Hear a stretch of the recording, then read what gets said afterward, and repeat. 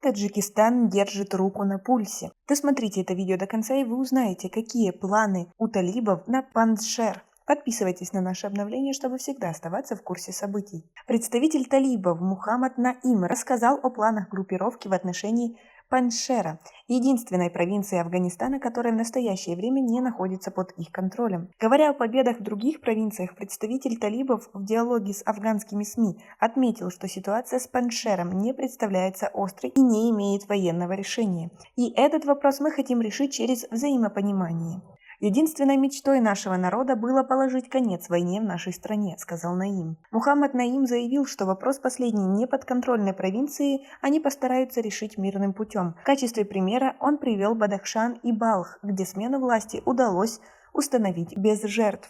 Как вы относитесь к такой ситуации? Свои ответы напишите нам, пожалуйста, в комментарии. Напомним, что Панджшер – единственная провинция в Афганистане, где ни один из 7 районов не перешел к талибам и не сосредоточены силы талибов.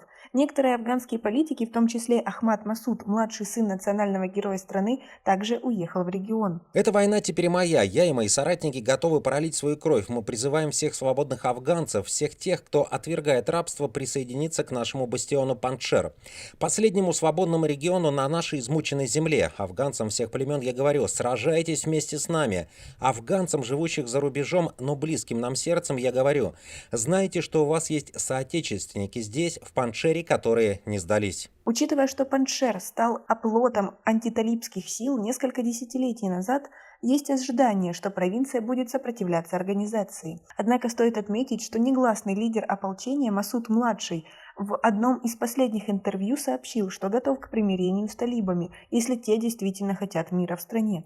Нет сомнений, что мир заключается в том, чтобы оставить прошлое позади и построить единый Афганистан, сказал он. Младший Масуд добавил, что готов поступить местью за отца, чтобы сохранить его идеалы и воплотить его мечту в жизнь. А как вы думаете, что ожидать от той власти, которая пришла в Афганистан? Свои ответы напишите нам, пожалуйста, в комментарии. У нас пока на этом все. Оцените наше видео подпиской и лайком. До скорой встречи!